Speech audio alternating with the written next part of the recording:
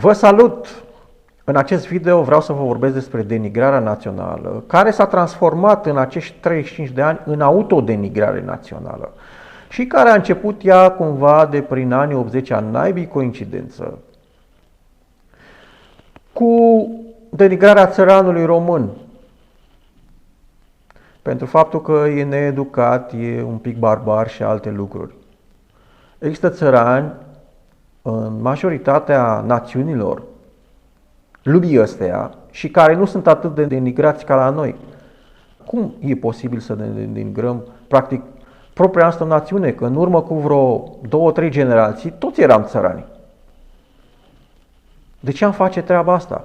Americanii își mai denigrează cumva țăranii, îi numesc rednecks, adică gâturi roșii, dar parcă nu e atât de negativ, atât de peiorativ cuvântul ăsta precum cel de țăran. A fi țăran înseamnă, în limba română, a fi barbar. Cum e posibil așa ceva? Să ne denigrăm astfel națiunea? Cel mai important caz de denigrare vizează decembrie 89, în care, iată, am ajuns specialist, și care a început întâi cu o lingușeală pe care Occidentul ne-a întins-o, respectiv că am fi cel mai erou popor din istorie, am reușit să dăm jos un regim care era ajutat de forțe de represiune armate, avea poliție, avea securitate, armată, iată 3 instituții mari, miliție se numea atunci. Și iată că românii cu piepturile goale au reușit să dea jos dictatorul Ceaușescu de unul singur. Asta a fost cumva un zăhărel care ni s-a dat, pentru că pe 25 decembrie, când Ceaușescu a fost împușcat în urma unui proces stalinist, am fost făcuți barbari, după care în câteva luni, în martie 1990, odată cu conflictul interetnic de la Târgu Mureș, am fost văzuți și mai barbari, după care ni s-a înscenat povestea cu lebedele mâncate de gipsii în Viena, o minciună gogonată care între timp s-a dovedit că e falsă, făcută special spre să ne denigreze național. Și alte multe lucruri, printre care povestea cu capra vecinului, iarăși impusă către noi, că domne am fi atât de invidioși față de vecini încât ne-am dorit rău vecinilor, să-i moară capra. Ei, toate astea ni s-au băgat cu pipeta așa în acești 35 de ani pentru a ne face inferiori occidentalilor, iar într-o relație de muncă noi să pierdem cu ei, adică cumva să ne supunem, să credem că, domne, așa suntem noi, ne merităm soarta, avem ceva inferior, suntem corupți. Păi corupți sunt ei acolo și aici nu vorbesc evident de lucrurile mărețe pe care Occidentul le-a făcut. Arta, de exemplu, filozofia, tot ce ține de cultură sunt niște lucruri mărețe.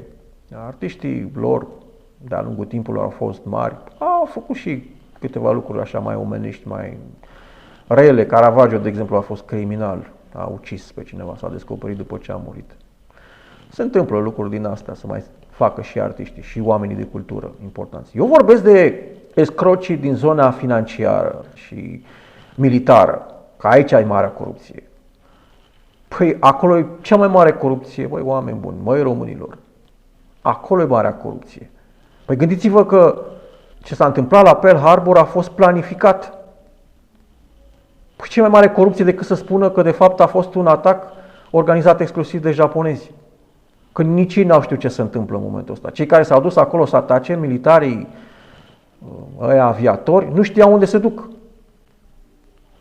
A fost descoperite avioanele și au anulat alerta să știe oamenii să se apere. Și tot mint de peste 80 de ani de faptul că i-a atacat pe ei Japonia. Păi asta e cea mai mare corupție, pentru că a dus la un război, la cel mai mare război din istorie. Și alte lucruri care se întâmplă. Minciunile despre democrație. Păi ce înseamnă democrație? Că nicio democrație liberală care e în Occident acum nu a fost cea adevărata democrație, respectiv cea inventată de greci înaintea erei noastre, unde majoritatea mergea și vota.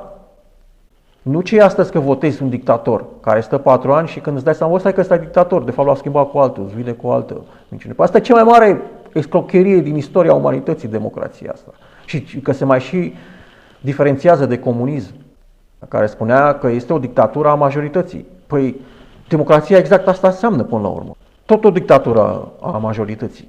Dar ei fac diferențe masive între ele, că, domne, ar fi diferite cele două sisteme. E un pic de diferență în sensul că în democrațiile liberale conduc, de fapt, din umbră marile puteri economice, mari industriași și bancheri, pe când aici conduceau niște politicieni din ăștia așa de o generație, nici măcar de atât, care au câștigat simpatia publicului. Deci țineți cont că nu suntem proști Europei. Nu vă mai duce să lucrați joburi militare dincolo. Nu mai vă duce să fiți gunoierii Europei. Nu mai vă duce să fiți îngrijitorii de bătrâni ai Europei.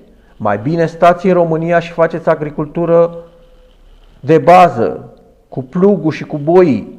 E mult mai demn decât să te duci să fii gunoier dincolo și să fii ultimul om acolo. Pe asta înseamnă sfârșitul seminției tale.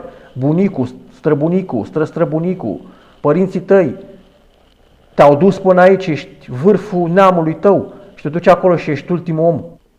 Deci cei care sunteți la baza piramidei sociale, pentru voi se întâmplă ce se întâmplă în țara asta, că pe voi vă dorește Occidentul să vă atragă acolo drept sclavilor. Și dacă voi continua să mergeți, în țara asta va merge rău și va fi rău. Deci sus moralul.